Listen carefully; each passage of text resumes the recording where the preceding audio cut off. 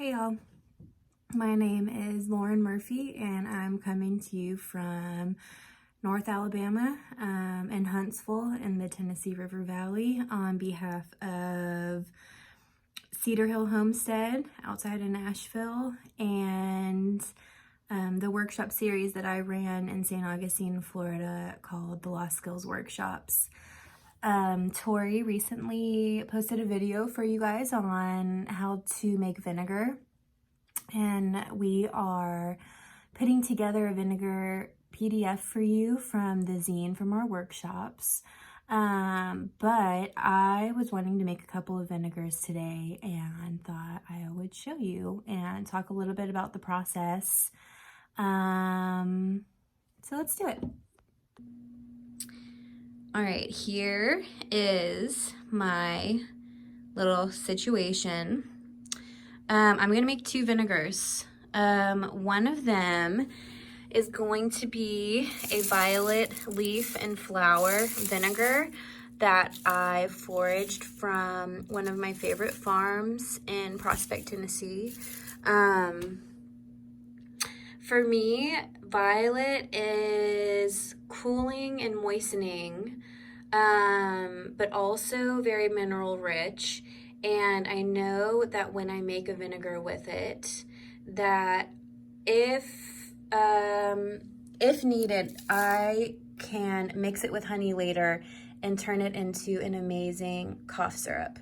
When I think about violet, I also think about lymph and moving the lymph, and just a good overall spring tonic. This is my first year working with violet. I lived in Florida, where we were in a tropical climate and not a temperate climate, and so we didn't have violet there. I know you really want to go for the flowers, so I've got a good mix. So to make this vinegar, I'm going to just, the great thing about vinegars is that the ratio is really up to you. Because vinegar is not as strong as a solvent, I might put more in than I would with a tincture. But vinegars are really just, neighbor lady medicine, and they taste so good that you really can't go wrong. So first, I mean, a good rule of thumb would be like equal parts. So you could, if you just really didn't know, fill it up halfway with the herbs and then do half, well, if you're doing an oxymel, you would do half vinegar, half honey. Because of the way that I'm going to use this, which is like medicine for me. I'm a hot, dry, air and fire dominant person with 0 water signs in my chart. And I really feel that in my body. So, and needing more stomach acid, I'm going to use this. I'm going to take spoonfuls for myself, and I'm going to make it into salad dressings for all of the greens that I'm growing, from turnip, mustard, lettuce, anything. So I filled it up because I am gonna take this more as a medicinal preparation. Let me open this real quick. Okay, because I'm taking this more as a medicinal preparation, I have stuffed it full. I wanted to show you this size jar because with vinegars and oxymels, and there's a random leaf in there. That's okay. For me, maybe you want to be a little more careful with pulling out extra leaves and pine straw. But I even make, you can make this with, if you have a tiny bit of vinegar, a tiny bit of honey, you can even make it in those tiny little pint jars, just whatever, because you can really just use a splash in your water to help with mineral absorption, acidification of the body, and just because it can taste pretty good. I'm expecting this to just taste super green, which is why I'm gonna use it as a medicine and in salads. Here's my little Appalachian corn doll watching over the process. And so I'm just gonna fill it up all the way. Pop on a lid. And let's see, depending on, you know, I think the vinegar really kind of starts to break things down after 3 weeks. So I would say 2 to 3 weeks. Give it a little shake every day if you'd like. But if I didn't have anything else and I really wanted to get it in my system, I would even use it in a couple days, start using it. A good thing to do is just taste it to get to know it and how it changes over time. Again, you're gonna want the green, all of the plant matter to be underneath the level of the vinegar. And so I might put a weight in there when I get home, but probably I'm just gonna shake it a lot. And then you're gonna write violet vinegar and the date on my favorite kitchen tools, which are masking tape and a Sharpie. So I'll show you the labels in the very end, but real quick, I'm gonna come over here to my poke root friend. And I have been wanting to make this for my kids because my daughter especially is a huge oxymel fan and thinks that it's kombucha. She's 2 and she will drink it all day. So one thing that they're using with the coronavirus that they're having success with is vitamin C infusions.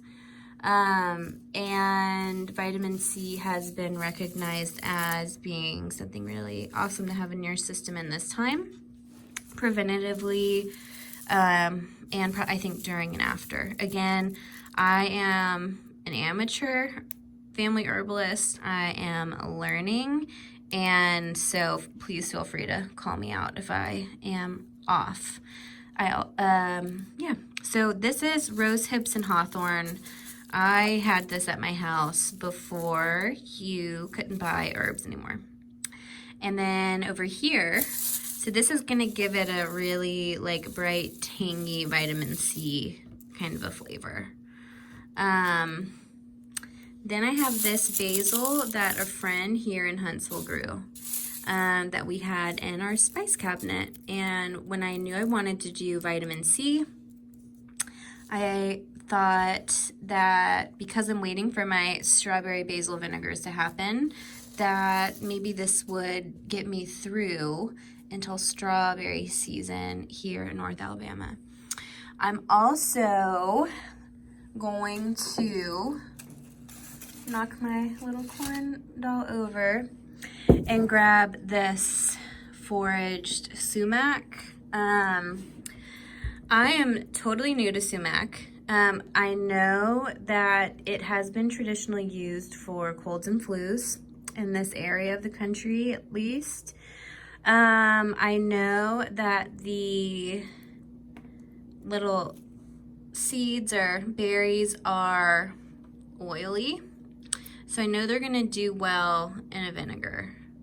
I know that they have traditionally been used to make sort of lemonades here in the South.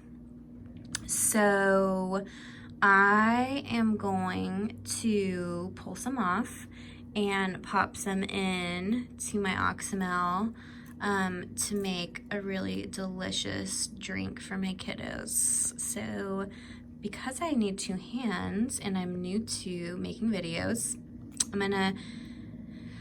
I'll go ahead and put some of this in. So here goes my rose hips and hawthorn. And again, you could go for filling it up halfway. I am really gonna go for flavor in this. Flavor enough to excite my 2-year-old to put a swaller in her water here and there. So I'm gonna get all of these. And I hope you all are saving your little mason jars because it's been really interesting to watch the supply chain break down through all of this. Okay, I'm gonna put the basil in here. And I'm really cramming it in here. And then I just have a couple of these little sumac berries in the bottom of this jar that it was in. There's a little sprig of rosemary in there, so why not? And let's see, I'm gonna pop some more of these little sumac berries in there. And actually, maybe because I'm new, I'm just gonna put a few in case they're really, really strong.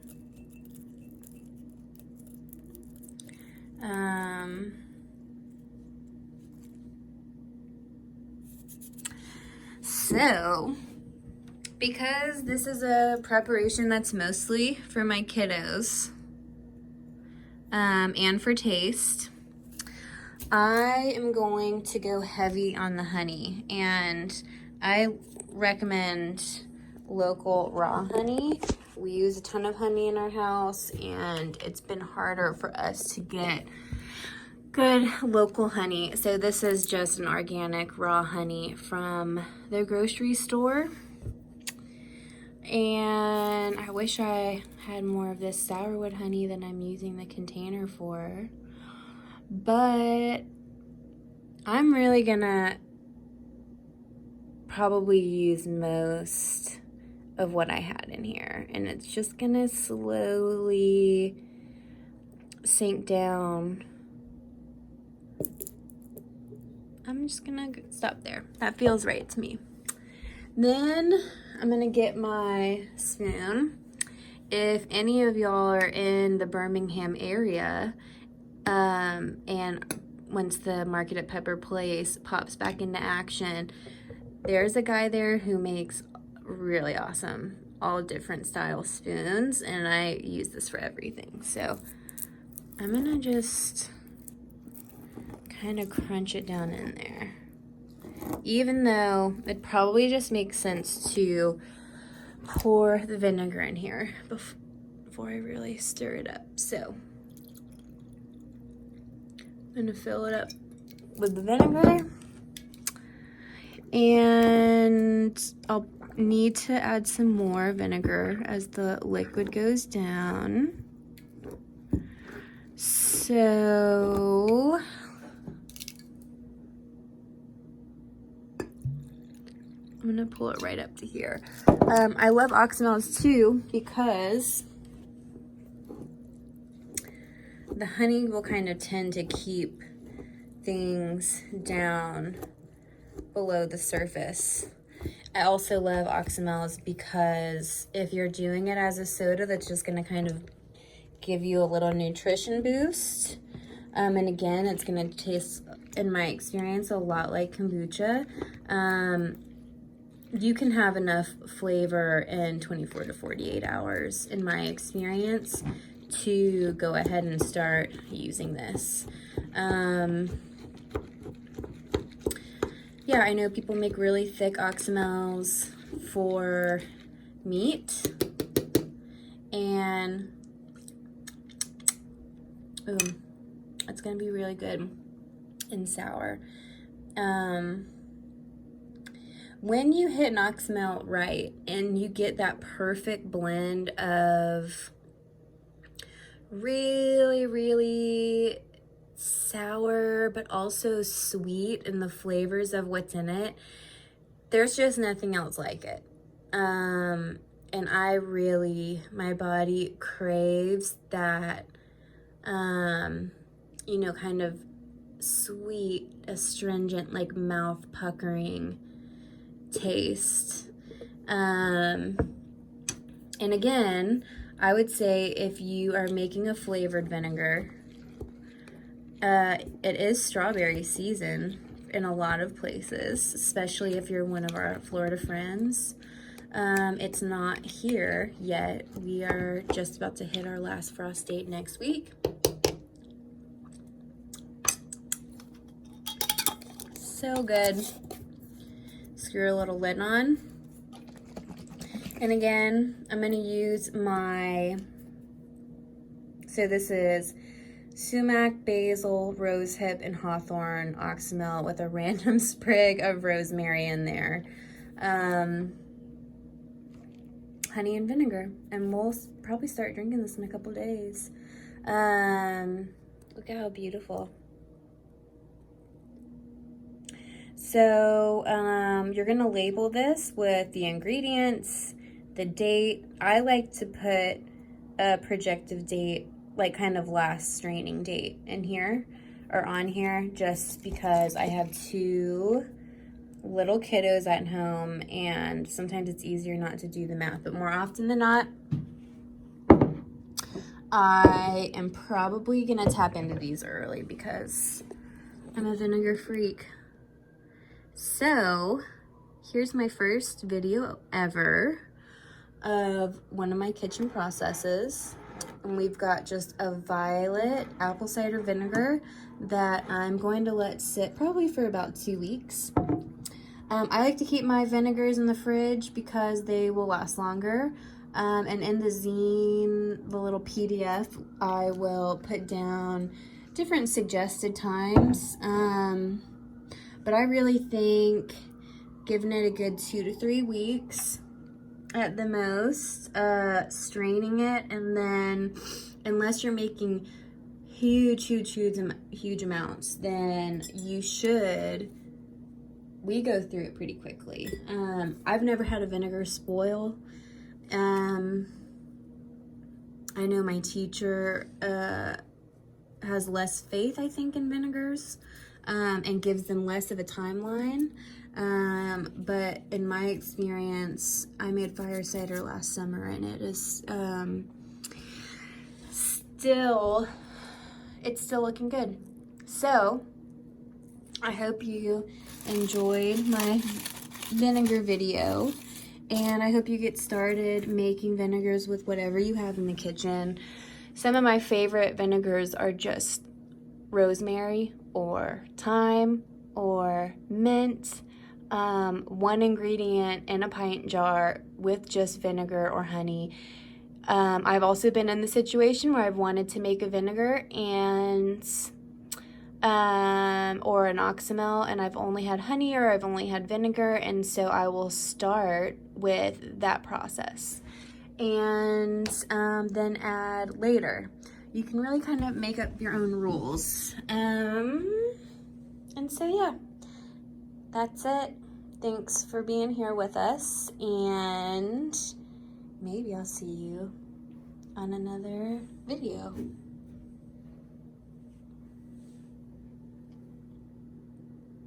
Mm-mm-mm.